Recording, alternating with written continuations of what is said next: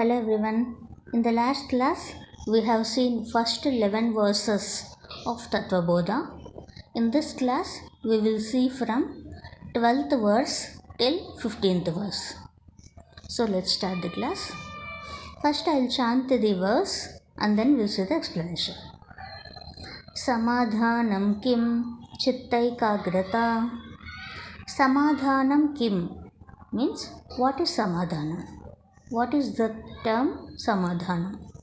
It means chittaikagrata.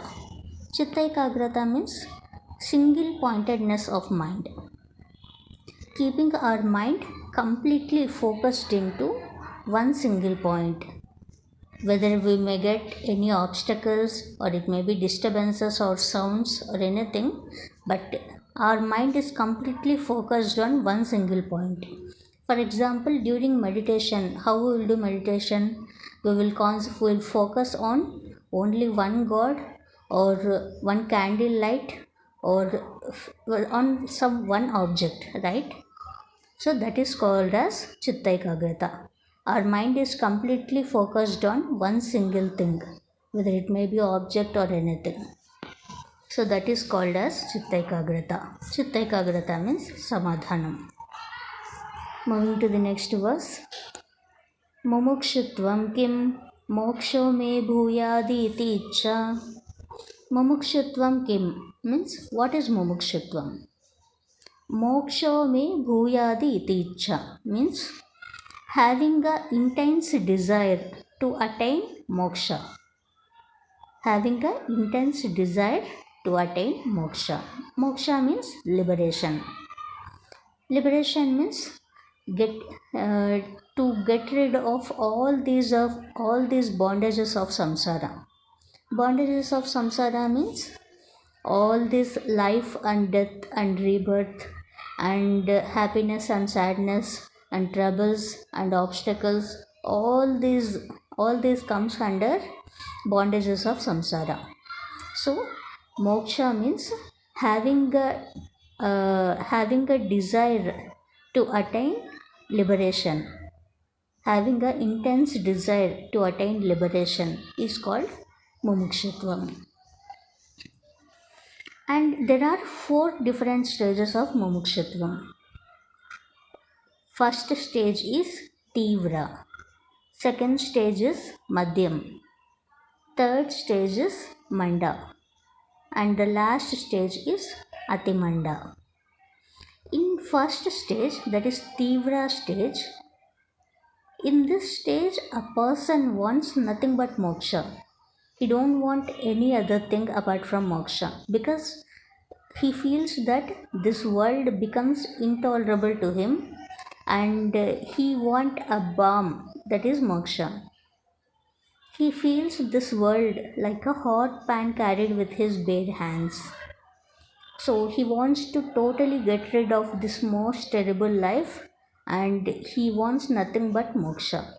So he wants to get rid of all these bondages of samsara and he has a deep desire to attain moksha. That is tivra stage. And madhyam stage is, in this stage a person moves like a pendulum between a deep desire for moksha and forgetfulness of moksha. So he moves like a pendulum. He don't exactly know whether he really need moksha or not. He has a fickle minded. So he is like a fickle minded person. So he exactly can't decide whether he need moksha or not. So that is called as a madhyam stage. And coming to the third stage, manda. In this stage, the person, he exactly knows the need of moksha, but he keeps on postponing it. He don't go in a spiritual path. He thinks that okay, next month I can go in a spiritual path. Okay, next year I can think of it. So let me go through my works. Let me concentrate on my works currently. Let's postpone the spiritual studies, etc. next month, etc. So like that he thinks. So he exactly knows that all these bondages of samsara is temporary and he want to get rid of all this samsara, but he keeps on postponing it. So that is called as manda stage. And coming to the atimanda, the last stage, in this stage a person thinks that attaining moksha is like a winning a lottery. So lottery can be win only by luck, right? It can't be win by our effort or any other thing.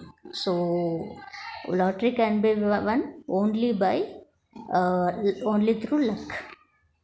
So this person thinks that attaining moksha is like a winning a lottery. So that's why he just has a thought of attaining it. That's it. He don't have an intense desire of attaining moksha, and he won't go in a spiritual path and all. He just has a thought that it would be good if I get moksha. So that's what he thinks. So these are the 4 different stages of mumukshutvam. First one is Tivra stage, and second one is Madhyam, and third stage is Manda, and fourth one is Atimanda. So moving to the next verse. Etat sadhana chatustayam tatat sattva tattva vivekasyadhikarino bhavanti. Etat sadhana chatustayam means these are the fourfold qualification. What are the fourfold qualifications?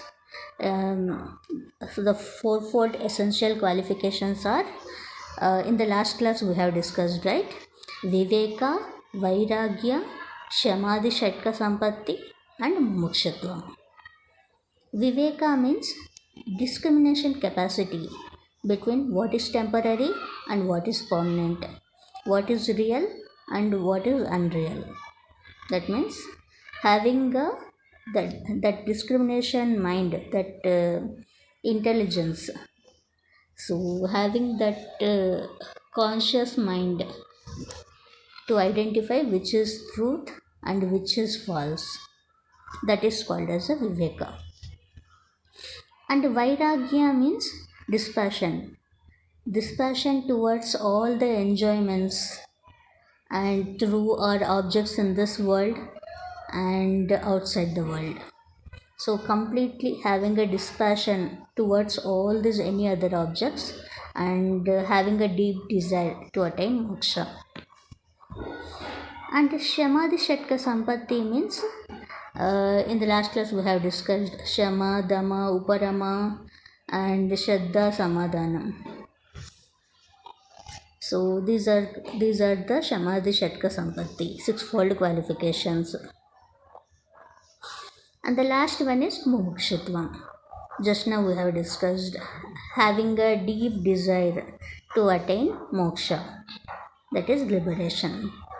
So to go in a spiritual path and to attain moksha, these are the 4 essential qualifications.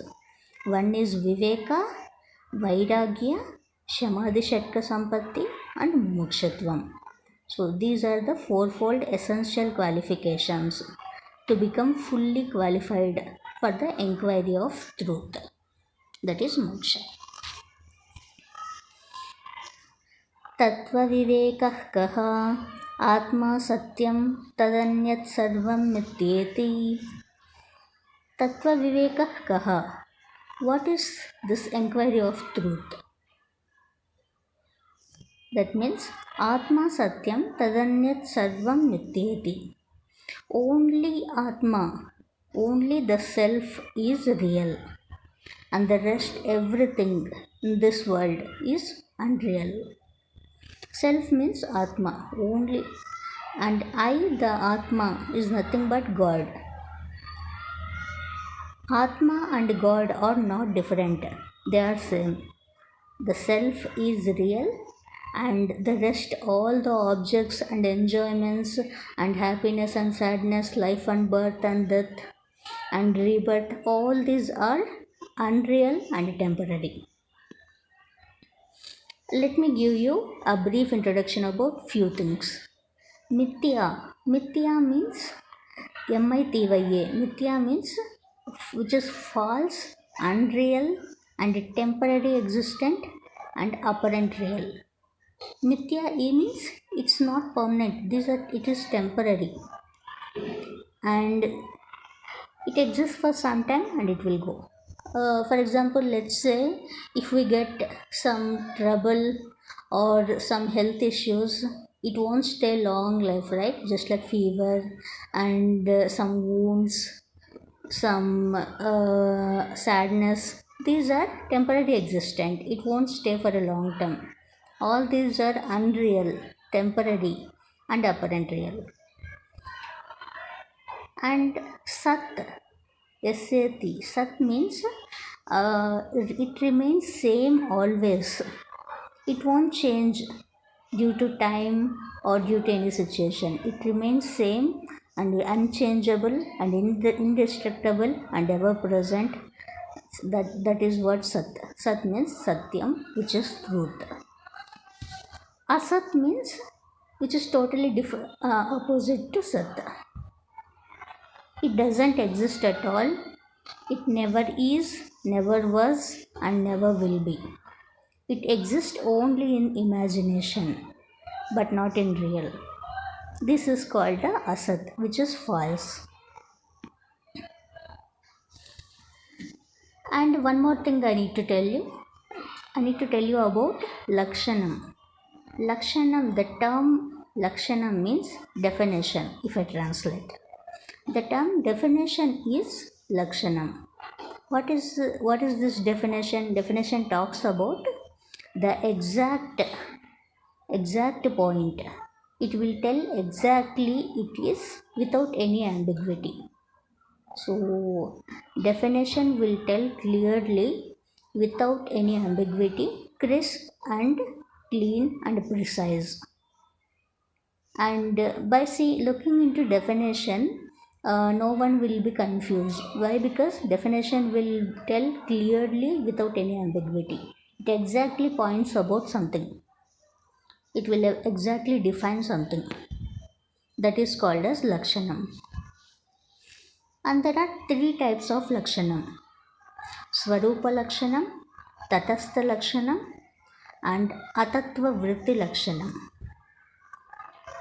These three types of Lakshanam are Swarupa, Tatastha, and Atattva. Atattva-Vritti Lakshanam. So let's discuss one by one. Swarupa Lakshanam means it is the exact nature of something. This type of definition tells us the essential quality or nature of a something. So this type of definition will tells us exact quality or nature of a thing. For example of Swarupa Lakshanam is the essential quality of sugar is sweetness. So it is precise and clear, right? Essential quality of sugar is sweetness. So this is the exact definition that is called as a Swarupa Lakshanam.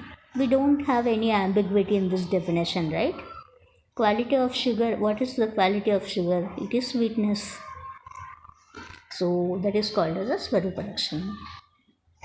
Coming to the Tatastha Lakshanam, in this type of definition, it uses an object as a reference to locate the thing. So it uses an object as a reference to define. For example, there are multiple plants. If I want to clearly identify one plant, then I will say that plant which has a butterflies on it. Then people can easily identify. Why? Because there are multiple plants. How can I locate one plant?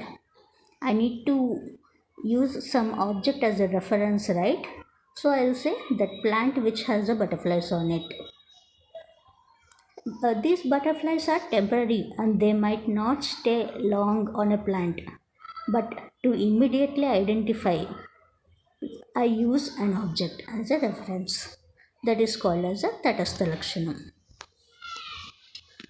And coming to the last Lakshanam, that is Atatva Vritti Lakshanam. In this type of definition, it tells a thing by its negation. It won't say directly, it will say, this type of definition will say indirectly by its negation. Like if I want to tell about one person, I'll say she never scold anyone. I'll just say she never scold anyone. That means, what does it mean? She is very humble and sweet and soft. That's why she never scold anyone, right? So without saying she is very humble and sweet, I'm just saying she never scold anyone. So people can easily, it is so clear, right? So she may be very humble and sweet. So that is called as, this type of definition is called Atatva Vritti Lakshanam. So three types of Lakshanams are Swarupa Lakshanam, Tatastha Lakshanam and Atatva Vritti Lakshanam. So this is what for today. In the next class, we'll see few more verses of Tattvabodha. So thank you all for joining. Take care. Bye.